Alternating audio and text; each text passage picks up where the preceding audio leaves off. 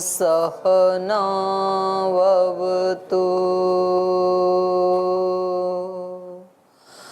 सहनौ भुनक्तु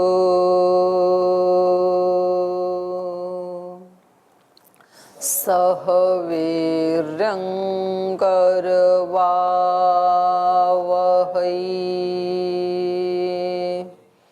तेजस्विनावधीतमस्तु मा विद्विषावहै।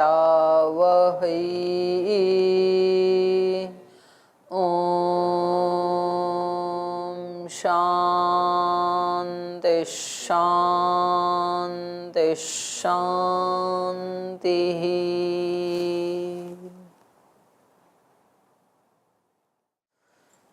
वेदांत दर्शन का तृतीय अध्याय का प्रथम पाठ हम पढ़ रहे हैं और यहाँ हम आत्मा के दूसरे शरीर में जाने का प्रसंग पढ़ रहे थे। तो एक तो ये बताया कि आत्मा के साथ सूक्ष्म शरीर और प्राण भी जाते हैं अगले जन्म में, और यहाँ पर सुकृत करने वाले दुष्कृत करने वाले कहाँ जाते हैं, एक ये प्रसंग चला था। तो यहाँ पर इन्होंने बताया था जो रमणीय आचरण करने वाले हैं वो तो चंद्रादि लोकों में जाते हैं, और जो कपूय आचरण करने वाले हैं वो निम्न योनियों में जाते हैं। और यही इन्होंने बादरी आचार्य ने भी बताया, सुकृत दुष्कृते एव इति, क्योंकि दो ही प्रकार के कर्म होते हैं, सुकृत और दुष्कृत। तो सुकृत कर्म करने वाले तो चंद्र आदि लोकों में जाते हैं, दुष्कृत करने वाले तो निम्न लोकों में जाते हैं। अनिष्टादि कारिणाम अपि च श्रुतम, और 12वें सूत्र में बताया था कि नहीं, एक बार तो चंद्रलोक तक दोनों ही जाते हैं, सुकृत करने वाले भी और दुष्कृत करने वाले भी, लेकिन उनको तुरंत वहां से एक बार दिखा करके वापस भेज दिया जाता है। तो फिर बात ये थी कि भाई जब दोनों ही जाते हैं तो इसमें अंतर क्या रहेगा सुकृत और दुष्कृत करने वालों में। तो इसका फिर सूत्रकार ने, ये तो भाष्यकार ने बताया था कि दोनों ही जाते हैं, अब सूत्रकार कह रहे हैं कि नहीं, वो चंद्र आदि लोकों में जाते नहीं हैं। दुष्कृत करने वाले, कपूय आचरण करने वाले, वो कहाँ जाते हैं, संयमन नाम का जो यम का सदन है वहां तक जाते हैं। संयमने तु अनुभूय इतरेषाम आरोह अवरोह तद्गति दर्शनात्, ये यम सदन तक जाते हैं। जो सबका संयमन करता है वो यम सदन कहाँ है, पृथ्वीत मेघमंडलांतम, पृथ्वी से लेकर के और मेघमंडल के अंत तक। पृथ्वी से लेके मतलब यहाँ से ही शुरू हो गया, ये सारा यम सदन है। तो वो आत्माएं यहाँ भी कहीं घूम रही हो सकती हैं, और ये कहाँ तक है, ये मेघमंडल के अंत तक है। ये मेघमंडलांतम आद्युलोक वायुम अंतरिक्षम तत्रात्य तत्रावस्थानुभूय ते अनिष्टादिकारिणो अस्मिन् लोके पुनरागच्छन्ति। तो वहां तक जा करके जो द्युलोक का जहाँ से शुरुआत होता है, द्युलोकम वायुमयम अंतरिक्षम, जो वायुमय अंतरिक्ष है, तत्रत्या, वहाँ जा करके तत्रावस्थानुभूय, वहाँ की जो अवस्था है यम सदन की, उस अवस्था की अनुभूति करके, और ते अनिष्टादिकारिणों, जो अनिष्टादि करने वाली आत्माएं हैं, वो अस्मिन लोके पुनः आगच्छन्ति, फिर आ जाती हैं इस लोक में। तो ये जो पुनर्जन्म की भी कई धारणाएं हमने सुनी है ना उपनिषद में भी। उपनिषद आज लाए नहीं लाए, ठीक है, वैसे पूछ रही हूँ मैं, क्योंकि कभी कभी यहाँ पर एक प्रसंग ये भी आता है उपनिषद में कि आत्मा, वो जो उसका कीड़े का उदाहरण दिया है यहाँ पे,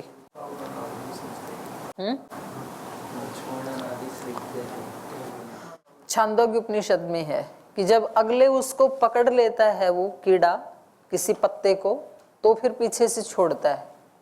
तो ऐसे ही आत्मा पहले अपना ठिकाना तय कर लेता है, तब इस शरीर को छोड़ता है, या तो परमात्मा उसका ठिकाना तय कर देता है कि इसको तुरंत ही वहां भेजना है, तो तब उसको यहाँ से उसके प्राणों को निकालता है। एक ये है।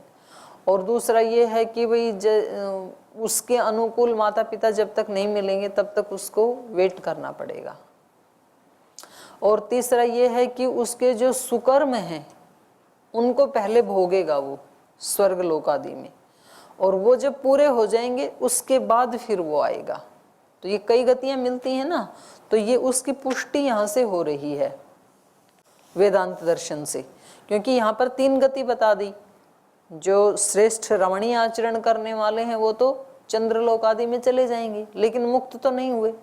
चंद्रलोक आदि में अब वो कितने समय तक भोगेंगे उसको, सुख को। तो जैसे योग दर्शन के व्यास भाष्य में तो बताया कि उनकी 1 कल्प आयु होती है, किसी की 10 कल्प आयु होती है, तो उतना भोगेंगे वो उस सुख को। तो तब तक तो उनका दूसरा जन्म होगा नहीं, वहाँ रहेंगे वो। और कुछ ऐसे हैं कि वो कुछ समय कष्ट भोग करके फिर वापस आएंगे। जिन्होंने बहुत ज़्यादा पाप कर लिया तो उनको कष्ट भी भोगना पड़ेगा।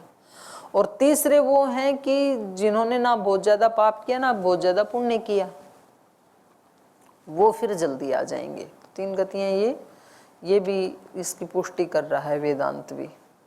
तो उन्हीं के लिए कह रहे हैं ते अनिष्टादिकारिणो अस्मिन लोके पुनः आगच्छन्ति। वो अनिष्टादि कर्म करने वाले हैं। अनिष्टादि का मतलब है यहाँ पर इष्टादि कर्म न करने वाले। अनिष्ट का मतलब पाप करने वाले नहीं, पर जिन्होंने इष्टादि कर्म नहीं की, इष्टि आदि नहीं की, जिन्होंने पुण्य कर्म नहीं किए वो। तो यहाँ इष्टि का विपरीत अनिष्ट है। ते अनिष्टादिकारिणो अस्मिन लोके पुनरागच्छन्ति तेषां न चंद्रमसि गमनम भवति। चंद्रलोक में उनका गमन नहीं होता है। चंद्रलोक मतलब आह्लाद का लोक, सुख का लोक, न कि ये पृथ्वी का उपग्रह चंद्रमा। वहां तो कोई जीवन ही नहीं है, वहां तो जाके करेगा क्या योगी, पत्थर ही पत्थर है, तो उसकी बात नहीं है। तो इनका गमन जो इष्टादि कर्म नहीं करते हैं, जो दान पुण्य नहीं करते हैं, उनका गमन इन सुखकारी लोकों में नहीं होता है, स्वर्ग आदि लोकों में नहीं होता है। भोगार्थम एवं तत्र गंतव्यम, क्योंकि वहां पर तो भोग के लिए ही जाते हैं ना जिन्होंने पुण्य कर्म किए, तो उनका अच्छा सुख भोगने के लिए वहां जाते हैं। न च तत्र तेषाम भोगैर भवितव्यम अनिष्ट कर्मत्वात्। तो इनका तो भोग है नहीं वहां पर, क्योंकि इन्होंने तो इष्ट कर्म किए नहीं, तो इनका भोग न होने के कारण इनका वहां जाना भी नहीं होता है। तो क्या होता है इनका इतरेशाम आरोह अवरोह। तो एक बार इनका आरोहण होता है, वहां तक जाते हैं यम सदन तक, उसके बाद तुरंत ही अवरोहण हो जाता है, वापस आ जाते हैं। इष्टकारिभ्यो ये खलु इतरे संति, जो इष्टकारियों से भिन्न है, अर्थात इष्ट आदि जो नहीं करते हैं, तेषाम अनिष्टादिकारिणाम, वो अनिष्टादिकारियों के लिए संयमने, संयमने को ही खोला यम सदने, वो केवल यम सदन तक जाते हैं। वायुमय अंतरिक्षे किला, जो वायुमय अंतरिक्ष लोक है जिसको यम सदन कहा है, वहां तक ये जाते हैं। और वहां आरोहणम अधस्तात् उपरि गमनम मेघमंडलांतम यावत चंद्रमस पृष्ठम।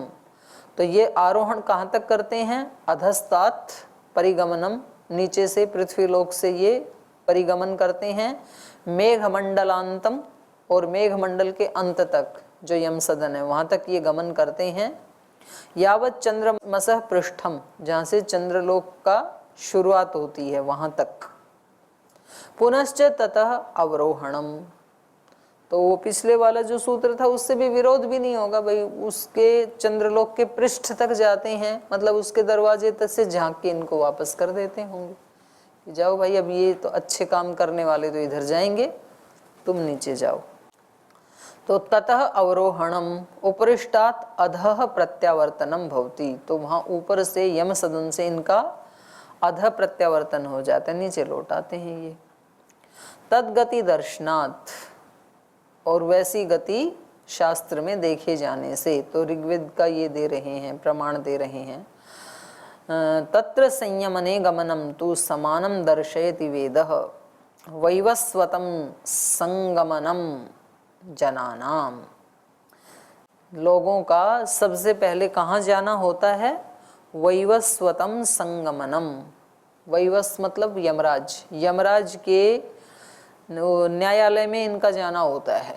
संगमनम उसके सदन में, यमराज के सदन में इनका सब आत्माओं का जाना होता है। ये इसमें ऋग्वेद का और अथर्ववेद का दोनों का प्रमाण दे दिया इन्होंने।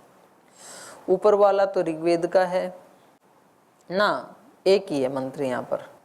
जनानाम जायमानानाम उत्पद्यमानानाम सर्वेषां संयमने यमसदने गमनम भवत्येव। तो इसका अर्थ कर रहे हैं मंत्र का, जनानाम सब लोगों का, जायमानानाम उत्पद्यमानानाम जो भी पैदा हुए हैं उन सब लोगों का, सर्वेषाम यमसदने संयमने गमनम भवत्येव। यमसदन में तो सबका ही जाना होता ही है, इष्टकारियों का भी अनिष्टकारियों का भी। तो इष्टकारी हैं वो यमसदन में जा करके और वहाँ उनका वो देखा जाता है भाई खाता, और भाई इन्होंने तो बड़े अच्छे अच्छे काम किए हैं तो बोले इनको चंद्रलोक भेजो, तो वहाँ से वो अलग हो जाते हैं। इन्होंने क्या किया था, इन्होंने कोई इष्ट कार्य नहीं किया, तो इनको वापस भेजो धरती के ऊपर, अब की बार करके आएंगे। तो मुझे लगता है ये पुराणों में जो कहानियाँ, मतलब ये जो है जैसे मंत्र रूप में है, पुराणों में उसको कहानी बना दी तो थोड़ा रोचक और आसानी से समझ आने के लिए। तो फिर लोग उनको इसलिए बोले तो सब गपोड़ा है, दिखाई तो दे, इतने रॉकेट सैटेलाइट गई हैं, कोई यम सदन होता और कोई वहाँ फाइलें रखी होती तो वो कल्पना कर लेते हैं इस ऑफिस की जैसी। बोले ऐसा कुछ नहीं है, इसका मतलब पुराण गपोड़े हैं, गलत है। तो वो गलत नहीं है, वो अपना एक अपनी अभिव्यक्ति का एक तरीका होता है। तो कोई कविता बना करके अपने भावों को अभिव्यक्त करता है, कोई गीत बना के करता है, कोई भजन बना के करता है, कोई मूर्ति बना के, कोई कहानी बना के। छोटे बच्चों को तो कहानियां बना बना करके समझाया जाता है दर्शन।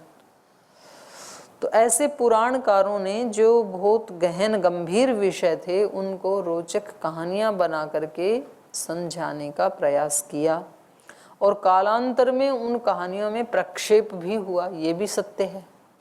और फिर बिल्कुल ही उससे लोगों का वो रुझान ही हट जाए, इसलिए उसको दूषित भी किया गया पुराण को, कि लोगों को अपने ही इससे एक घृणा सी होने लगे, अपने धर्म से, अपने ज्ञान से, तो वे इधर देखें ही नहीं। तो ऐसी सोच करके उनमें और ज़्यादा बढ़ा चढ़ा के प्रक्षेप भी कर दिया। तो यहाँ पर ये कह रहे हैं कि यम के सदन को तो सबको जाना ही होता है, कोई तो न्यायालय है ही ना, कोई तो न्याय करता ही है, तो वहां तो आत्मा को जाना ही पड़ता है जो भी पैदा हुए। जनानाम जायमानानाम उत्पद्यमानानाम सर्वेषां यमसदने संयमने गमनम भवत्येव। पूर्व सूत्रे श्रुतम इति पदेन उपनिषद श्रुतिर क्या है, श्रुतिर ही गृह्यते अत्र दर्शनात् पदेन वेदो लक्ष्यते इति। हाँ, जो 12 नंबर सूत्र में श्रुतम लिखा था तो उससे तो श्रुति का ग्रहण होगा, और 13वें सूत्र में जो दर्शनात् शब्द लिखा है इससे वेद का ग्रहण किया जाएगा। तो श्रुति और स्मृति का दोनों का ग्रहण किया जाएगा। आगे कहा स्मरन्ति च, तो ये तो इन्होंने वेद का उदाहरण दिया, श्रुति का दिया कि सभी आत्माओं को यम सदन जाना ही होता है। अब ये कह रहे हैं स्मरन्ति च, ऐसा ही स्मृति ग्रंथों में भी हमें प्रमाण मिलता है। तथैव वेदानुसारम नचिकेतोपाख्याने पठन्त्यपि अयम लोको नास्ति पर इति मानि पुनः पुनर्वशमापद्यते में। तो ये कठोपनिषद है, ये इसको स्मृति कहा। कह रहे हैं जैसे वेद में कहा है तथैव वेदानुसारम, वैसे ही वेद के अनुसार ही, वेद का अनुसरण करते हुए ही जो स्मृति ग्रंथ में, उपनिषद में, कठोपनिषद में नचिकेतोपाख्याने, नचिकेता का जो उपाख्यान है उसमें पठन्त्यपि, उसमें भी ये पढ़ा है अयम लोको नास्ति। कुछ लोग बोल देते हैं ना कि अरे कुछ नहीं है कहीं बाहर, जो कुछ है वो सब इसी लोक में है। तो बोले ऐसा कहना उचित नहीं है। वहां पर कहा है अयम लोको नास्ति, केवल यही लोक नहीं है बल्कि पर इति, इससे परे भी लोक हैं। परे इति मानी पुनः पुनर्वशमापद्यते में, जो लोग, ये यमराज के मुख से कहलवाया है वहां पर, यमाचार्य के मुख से, यमाचार्य कह रहे हैं कि जो लोग कहते हैं ना कि बस जो कुछ है वो बस इसी लोक में है और इस लोक में वो खूब मनमानी करते हैं, उनको कोई रोकने टोकने वाला है नहीं। तो बोले वो लोग इससे परे भी कोई लोक है, वहां मेरे वश में बार बार आते हैं वो, तो वहां मैं उनको दंडित करता हूं, जो नियंता है। तो ये स्मृति का भी प्रमाण क्या कह रहा है कि यम सदन इस लोक से अतिरिक्त कोई लोक है। ये श्रुति भी और स्मृति भी दोनों इसकी पुष्टि कर रहे हैं। अत्र प्राणिनो यमस्य वशे पुनः पुनः आगमनम उक्तम स्पष्टते। तो यहाँ पर जो प्राणी हैं वो बार बार यम के वश में आते हैं और उनका पुनरागमन आदि होता रहता है, ये बिल्कुल स्पष्ट कहा है। अपि च सप्तः, तो कह रहे हैं ये यम का जो सतन है इसमें 7 लेयर हैं, पृथ्वी से लेके और मेघमंडल के अंत तक जो ये इतना बड़ा है इसकी 7 लेयर्स हैं। अपि च संयमन स्थानानि यम सदनानि वायुस्तराः सप्त सन्ति पृथिव्या ऊर्ध्वं यान उल्लंघ्य पुनरधः प्रत्यागच्छन्ति जीवाः पृथ्वीम्। तो बोले ये जो यम का सदन है, संयमन स्थानानि जो संयमन के स्थान हैं, यम सदनानि जो यम के सदन हैं, वो वायु स्तराः सप्तः, वायु के जो स्तर हैं वो 7 प्रकार की वायु है। वहां तक वायु के अलग 2-3 तरह की लेयर तो हम भी देखते ही है ना। एक यहाँ अपने पृथ्वी की वायु की लेयर अलग है और इससे ऊपर वाली वो अलग है जो बादलों को इधर उधर ले जाती है, और फिर उससे ऊपर एक और है। तो 2-3 तो मतलब स्पष्ट रूप से मिलती ही हैं, और उससे ऊपर जाएंगे तो 7 भी मिलेंगी, वो मरने के बाद मिलती हैं। तो बोले ये 7 स्तर हैं इस वायु के। पृथिव्या ऊर्ध्वम, पृथ्वी से ऊपर है इस 7 यान उल्लंघ्य, उन सभी स्तरों का उल्लंघन करके ये जाता है यम सदन में 7वें स्तर तक, और पुनः अधः प्रत्यागच्छन्ति जीवाः पृथ्वीम्, और वहां से फिर उन 7वें जो लेयर है उसके बाद फिर वापस पृथ्वी पे आ जाता है। तो वहां पर भी पूछा था ना नचिकेता ने कि मरने के बाद क्या गति होती है, तो उसका उदाहरण यहाँ इन्होंने दिया, और ये शतपथ ब्राह्मण का भी दिया। तेज सप्त वायुस्तराः सप्त मरुद्गण उच्यन्ते सप्त ही मारुतो गणः, ये शतपथ का है। बोले वो जो वायु हैं उनके 7 स्तर हैं। तेज सप्त वायुस्तराः सप्त मरुद्गण उच्यन्ते, उन्हीं को ही 7 मरुद्गण बोलते हैं। सप्त ही मारुतो गणः, मरुत के गण 7 हैं। सप्त गणा वही मरुतः, ये तैत्तिरीय ब्राह्मण का भी उदाहरण दे दिया, वो इस शतपथ में भी वैसे ही है और तैत्तिरीय में भी वैसे ही है।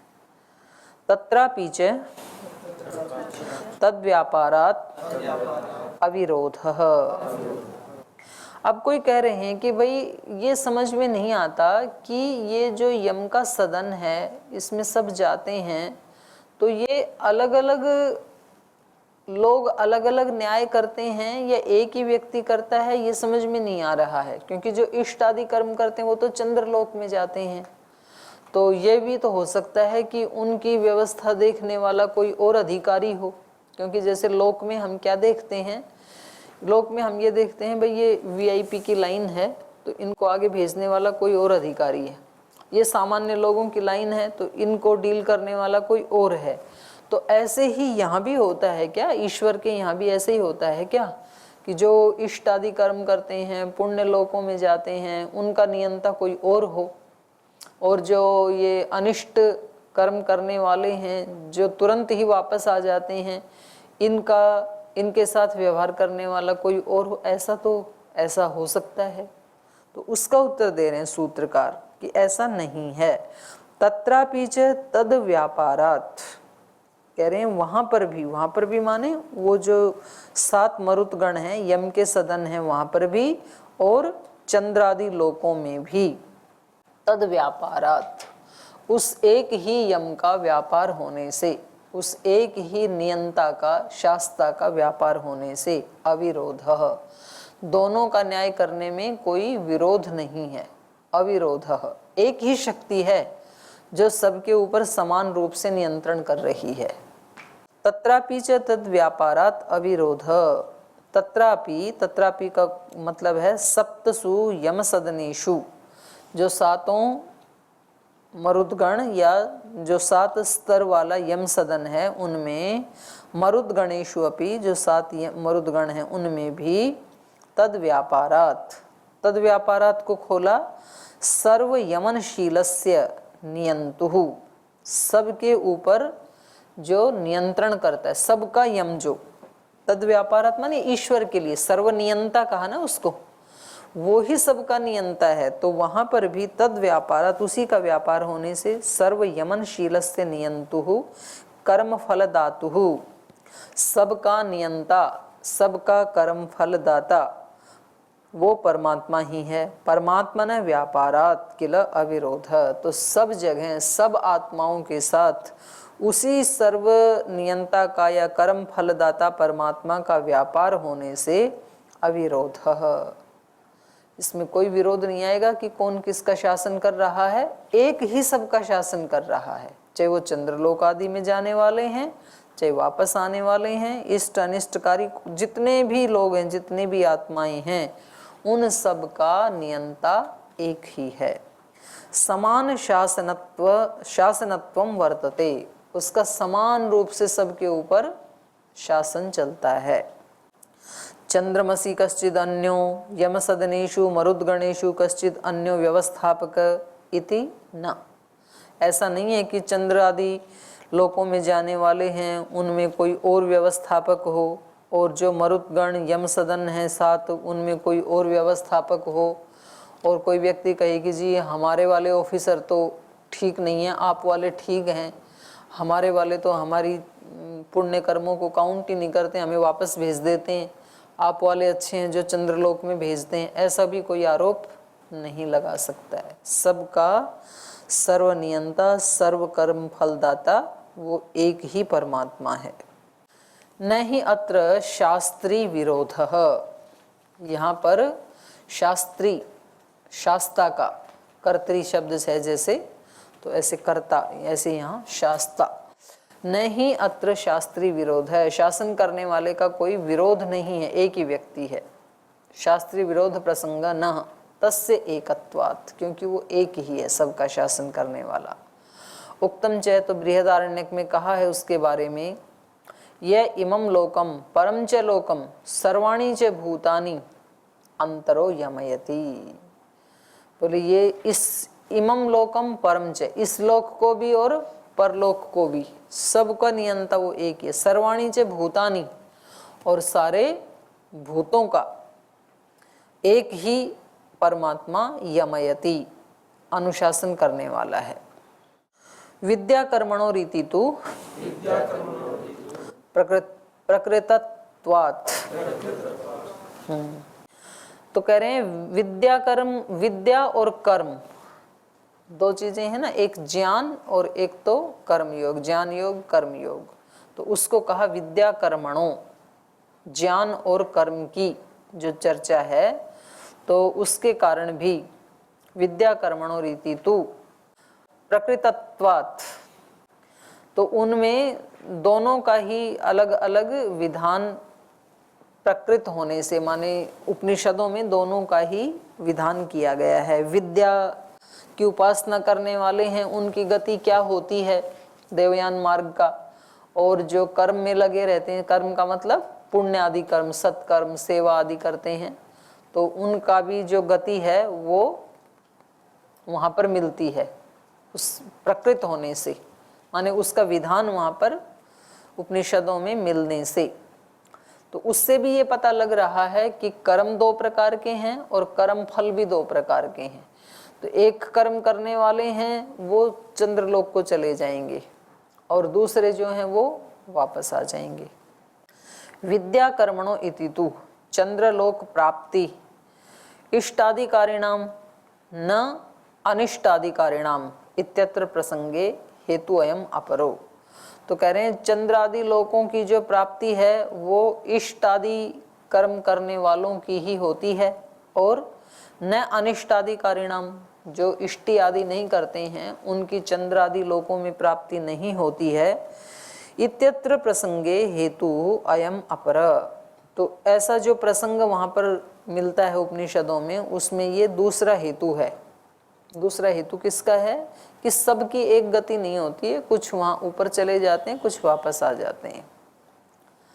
यद देवयान पितृयान मार्गौ प्रयताम विद्येते, तो वहाँ पर दूसरा प्रमाण ये है कि वहाँ पर दो मार्गों का विधान किया है, देवयान मार्ग और पितृयान मार्ग। प्रयताम प्रस्थान करने वालों के लिए दो मार्ग विद्येते विद्यमान हैं।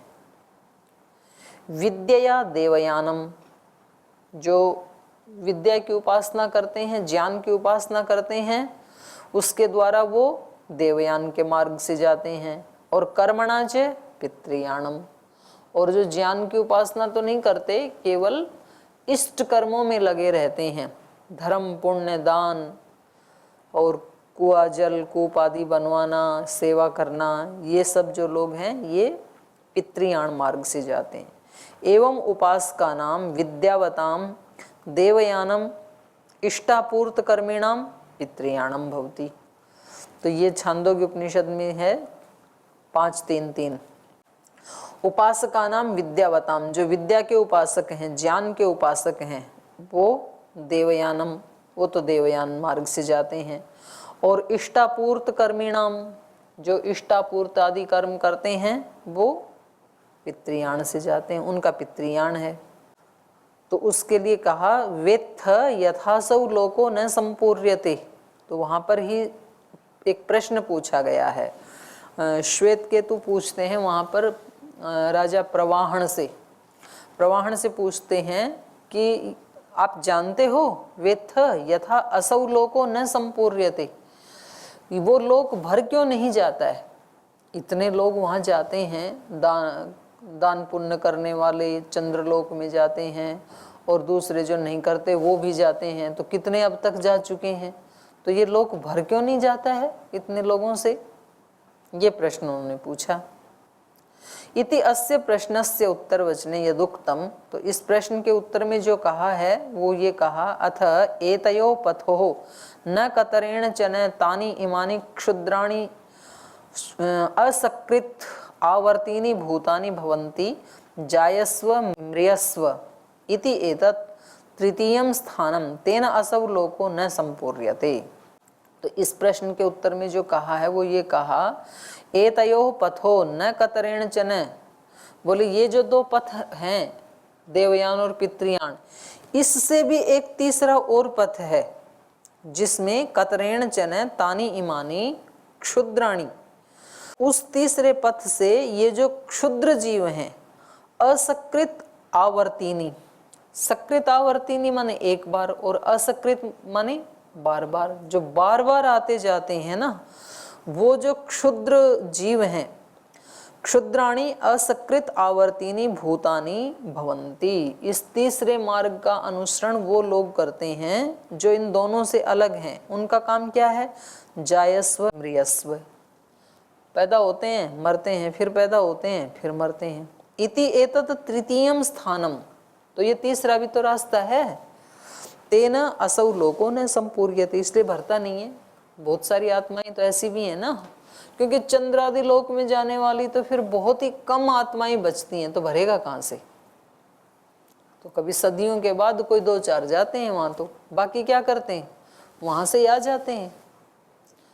तो आना उनका काम है, बस मरे और वहां गए और फिर तुरंत पैदा हो गए। तो ये क्षुद्र जीव कहा इनको, ये तीसरे हैं।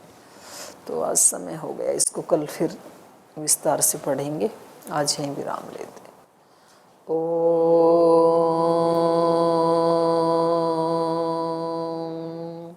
शांति शांति शांति। श्री गुरुभ्यो नमः।